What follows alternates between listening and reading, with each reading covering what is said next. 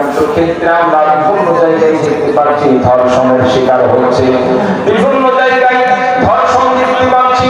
ধর্ষণ হওয়ার মূল কারণ কি?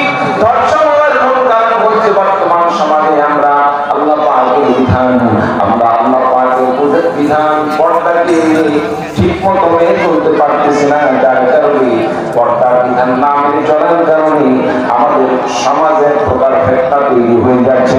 ফেতনার কারণে বিভিন্নভাবে ধর্ষণের শিকার হচ্ছে। এই জন্য মা বোনদেরকে আমি বিশেষ করে বলবো, আল্লাহ রাব্বুল আলামিন যে বলে নামাজ ফরজ করে দিয়েছেন, হজ ফরজ করে দিয়েছেন, যাকাত ফরজ করে দিয়েছেন, মা বোনদের জন্য ফরজ। আপনার পর্দাকে ফরজ করে দিয়েছেন, পর্দা করতে হবে। কোন মা বোন পর্দা করলো না, বেপর্দা হয়ে ঘোরাফেরা করলো, আর এদিকে নামাজ পড়তে সব কিছু করলো, কিন্তু আল্লাহ রাব্বুল আলামিন ফরজ বিধান পর্দাকে না করার কারণে আল্লাহ রাব্বুল আলামিনের বিধান কোনতে সেটা ইউজ হয়ে যায়।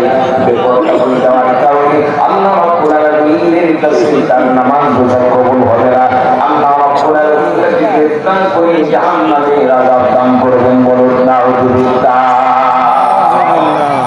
সম্মানিত উপস্থিতি, একজন বোন তিনি একটি আপনার আমার কাছে পত্র লিখছেন, সেটা হচ্ছে কোথায় মা বাবাদের হক সম্পর্কে অনেক ওয়াজ করা হয়। মা বাবাদের সম্পর্কে হুজুর সব জায়গায় আমরা ওয়াজ শুনি, কিন্তু স্ত্রীদের অধিকার সম্পর্কে কেউ ওয়াজ করে না।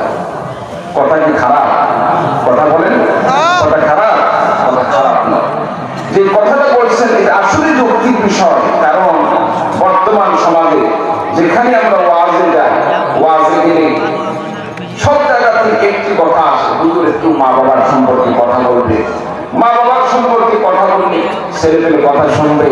বর্তমান সমাজে ছেলেপেলেরা মা বাবার কথা শুনতে চায় না।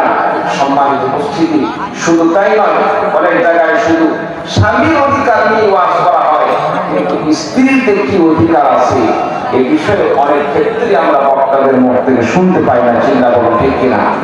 স্ত্রীর অধিকার আল্লাহ তাআলা কোরআনে দান করছেন কি করেন নাই?